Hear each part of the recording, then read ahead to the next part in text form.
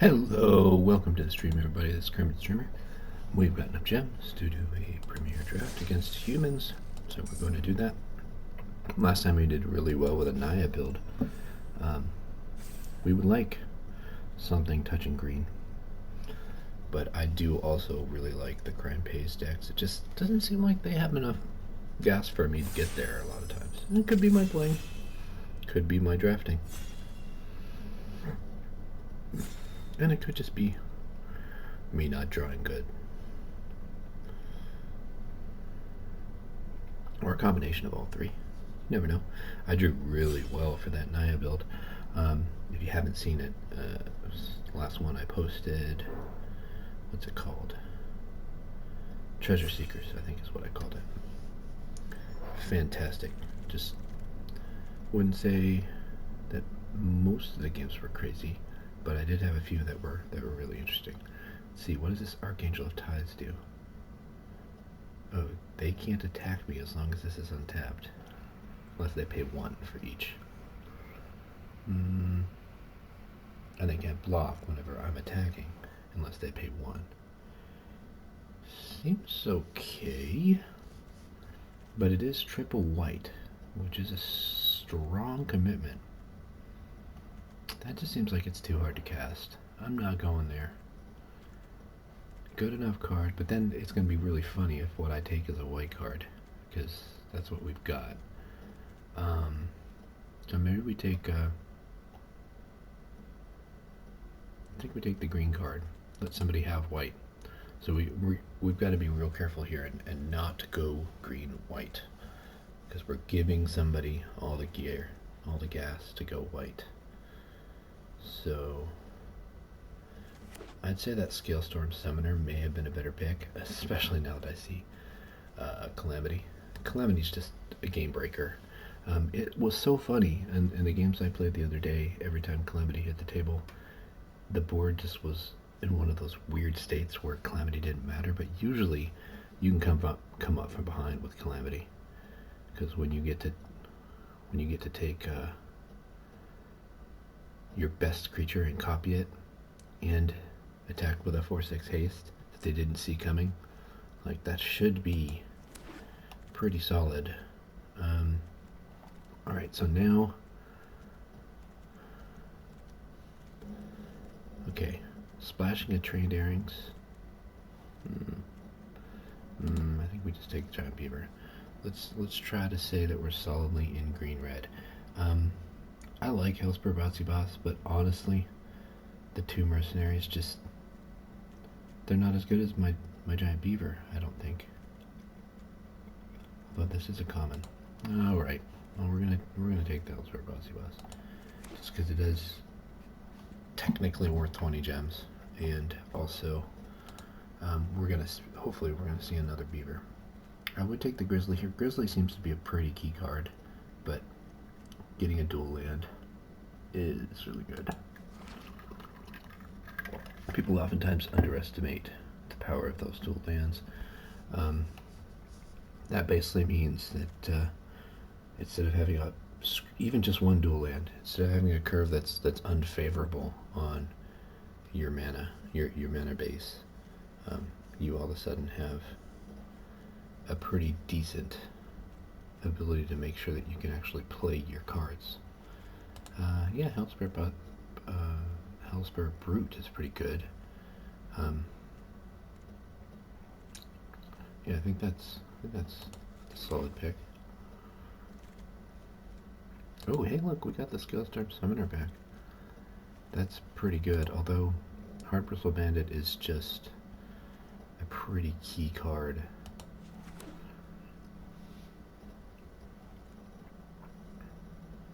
I feel like any deck where I've got one of these, like, I'm just really set. And we'll go ahead and take the Grizzly now. The important thing about the Grizzly, it's not so great on its own. I mean, if it gets to attack once for free, fantastic.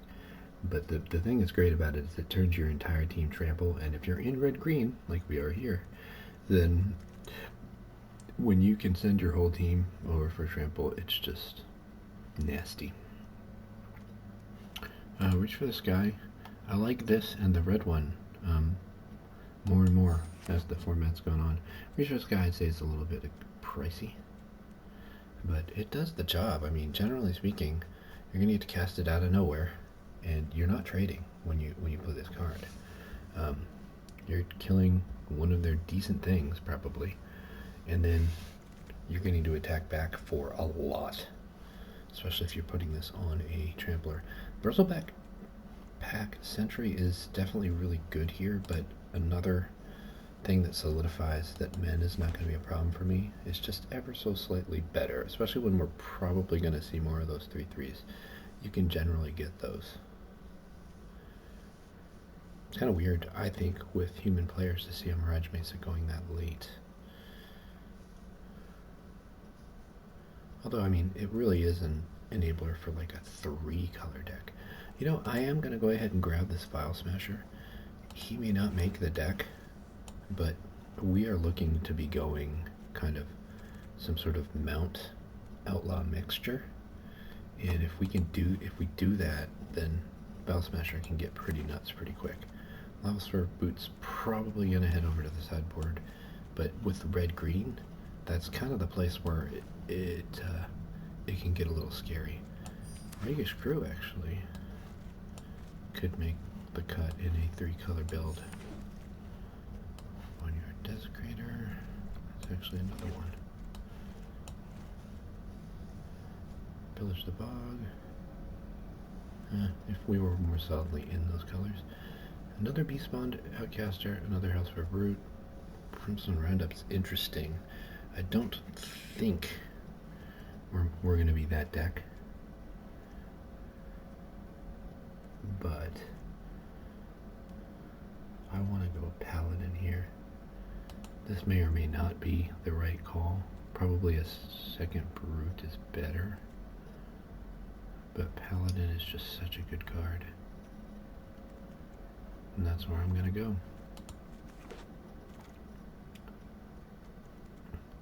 I feel like the value of Paladin has not gone down over time, too. Kek Tarantula is fantastic. You know, if you've got a desert, it's a 5-mana, 6/5, which is quite decent. So we got a Scalestorm Summoner that is a Warlock, too. Or a Kek Tarantula. I think we're going to take the cheaper card. Scorching Shot is quite good, but that double red always keeps me off it. I mean, it kills almost anything in the format. Aside from a few 6 toughness guys, but we'll have a Veil. Gold Rush might be slightly better, but I like the Hexproof. That basically means one spell that they probably spend, 3 to 4 mana for. I could say, no, I don't think so. Or one combat that they should win when they're tapped out. I get to say, no, I win this one.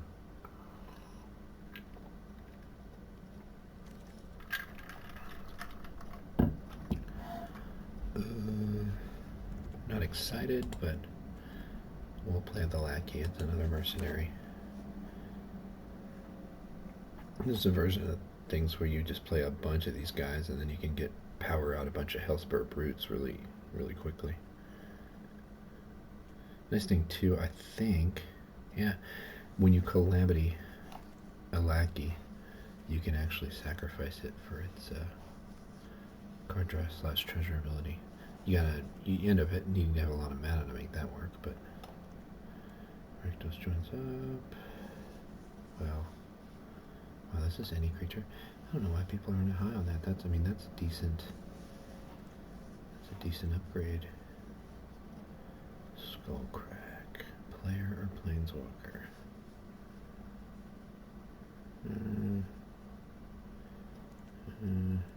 Yeah, I think Rakdos joins up is the pick here. So we are looking to probably splash that black. So I don't like Magebane Lizard. A friend of mine likes it. It's just not for me. So even though it's not probably going to make the deck, we'll take the Binding Negotiation just in case it does for some reason. We're not playing white at all.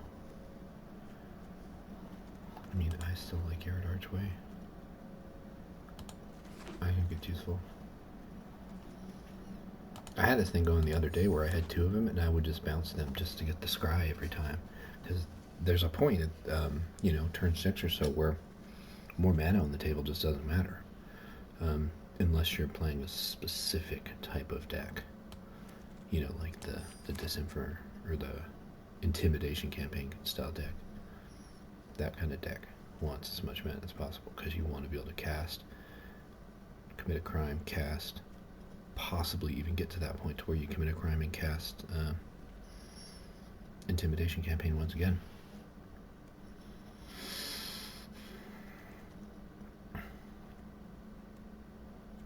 See, the only thing that sucks about the Cactarantula is it's got the double green, but it's double green on a card that costs 6 mana. You're more than likely going to have your mana at that point, so those double casting costs are less frightening when they're on a higher casting cost card. Because that, I mean, higher casting cost just means time, really. If you've got a game that has time, you're going to be able to cast those spells. You know, when you're playing as best you can, you're going to be trying to hit that axis pretty hard by not giving time. You're going to want to be out fast. That's why you want to have a low curve and everything else. Mind Reader's not exciting, but it's an outlaw, and it might ramp us. That treasure basically is a 1-turn ramp. That's how to think of it. I think we take another Paladin. Although Thunder Salvo would be good. We're kind of hurting for that low mana removal.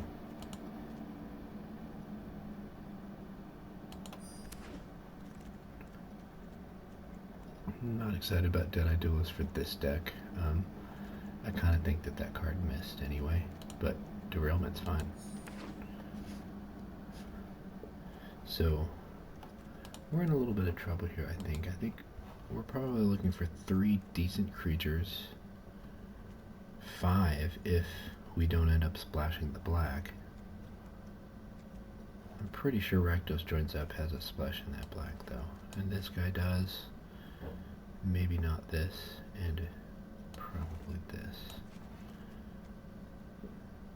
Yeah, let's put the crew out for now. It may come in. I don't think we have enough critical mass on Outlaws for that to really be good in this deck. Oh man, sad to be passing this Stoic Sphinx. That's a nice card for blue. It's just one of those guys that you can't do anything about if they stop casting spells, but that whole stop casting spells thing from blue and white, it's not really a thing. Oh man, Jolene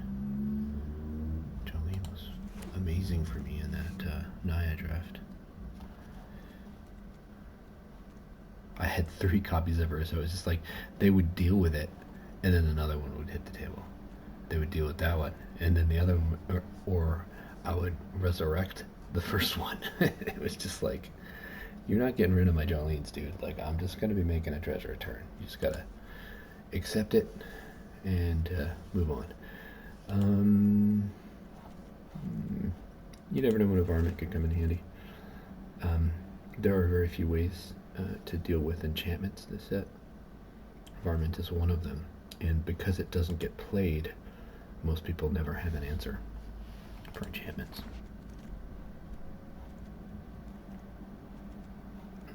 Sure, I'll take another Snakeskin Veil.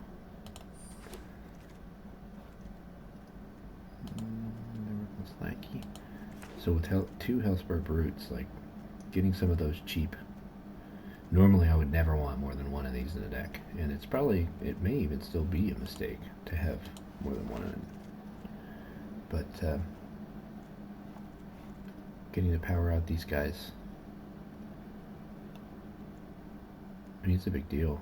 If you're able to have 3 in play, like, it comes out for 2 mana, right? Yeah, that's how that works. Don't like that. I'm not actually going to run it. I'm just gonna.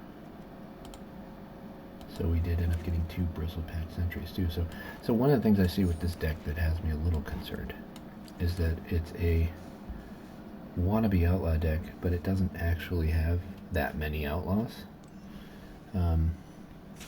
So what I'm going to be doing here is I'm going to be looking to try and cut some of my non-outlaw things, I think.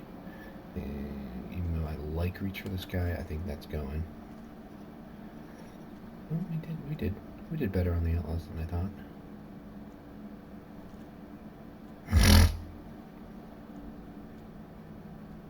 And so I think that does mean that the sentries go. I don't actually think we have a 2-spell deck.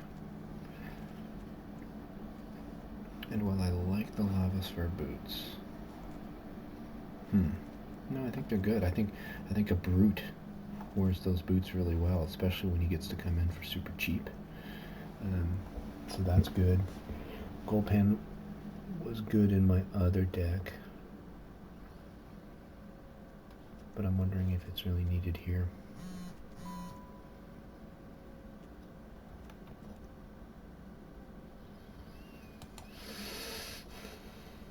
Yeah, I don't think it's needed. We do have the Mind Raider giving us a little bit. And then, you know, even though I was speaking its praises, I think Farmint's got to go.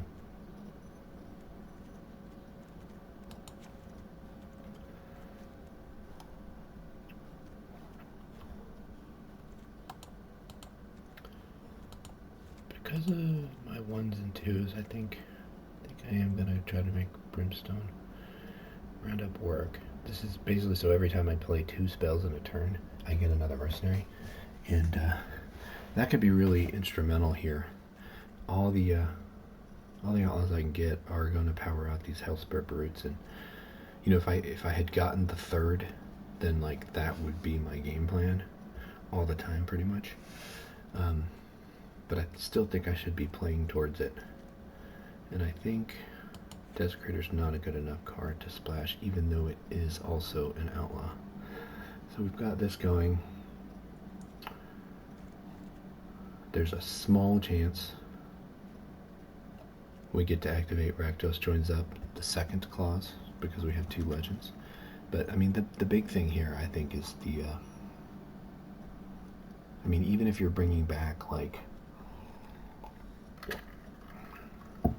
a Reckless Lackey, it's still a 3/4 first strike. Like that's a game piece that counts. Like, it matters. And if you're bringing back something like a Mind Raider, well, look at that. That's a mini Hellspirit Brute. It just doesn't have trample, and it probably gives you a little bit of ramp. If I bring back Skellstorm Summoner, then it's a 5/5 that makes dinos. So like, it just seems like, because and that 5/5 makes dinos when itself, because it can count itself. It doesn't naturally come as a 4/3. It comes as a 3/3. So I just, with the type of creature I have,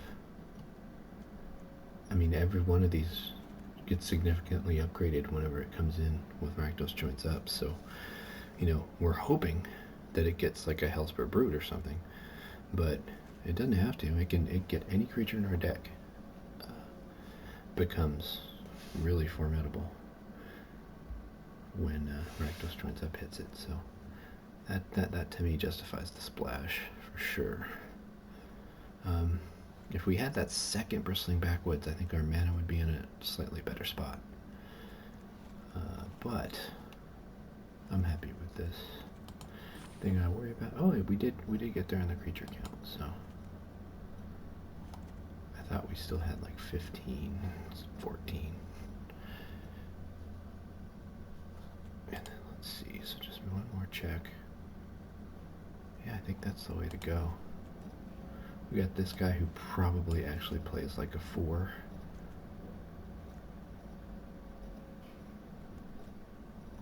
Yeah, I like this.